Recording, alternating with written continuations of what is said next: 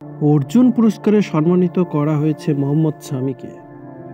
ভারতের তারকা ডানহাতি পেসার গত কয়েক বছরে দেশের জার্সিতে দুর্দান্ত পারফর্ম করে আসছেন। গত বিশ্বকাপের সর্বাধিক উইকেট শিকারী ছিলেন শামি।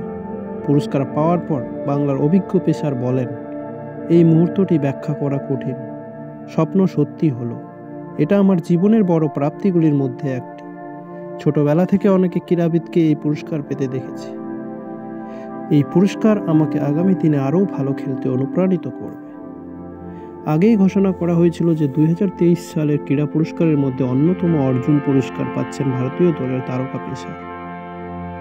এবার সেটা আনুষ্ঠানিকভাবে রাষ্ট্রপতি ভবনে মঙ্গলবার সকালে এক অনুষ্ঠানের মধ্য দিয়ে এই সম্মান পান মোহাম্মদ শামি। মোহাম্মদ শামি সহ মোট 26 জন খেলোয়াড় এবার অর্জুন পুরস্কার পেয়েছে। অর্জুন পুরস্কার ভারতের দ্বিতীয় সর্বোচ্চ অ্যাথলেট সম্মান, যা 4 বছর মেয়াদে ভালো পারফরমেন্সের জন্য দেওয়া হয়। দেশের জার্সিতে দীর্ঘ কয়েক বছর ধরে ধারাবাহিকভাবে ভালো পারফর্ম করে এসেছিলেন বাংলার অভিজ্ঞ এই পেসার।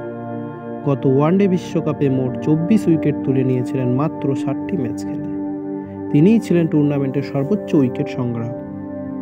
এছাড়াও 2023 সালে আইসিসির বর্ষসেরা তালিকায় জায়গা করে নিয়েছেন মোহাম্মদ শামি। গোটা বছরে খেলেছেন মাত্র 19টি ম্যাচ, তার উইকেট সংখ্যা 43। তিনিই তালিকায় শীর্ষে ছিলেন। খবর অনুযায়ী প্রাথমিকভাবে তালিকায় না থাকলেও বিসিসিআই এর তরফে পুরস্কারের জন্য তার নাম মনোনয়ন করার জন্য বিশেষ অনুরোধ করা হয়। তবে শুধু শামি একা নন, আরও 25 জন ক্রীড়াবিদকেও এই বছরে অনবদ্য পারফরমেন্সের জন্য অর্জুন পুরস্কার দেওয়া হচ্ছে।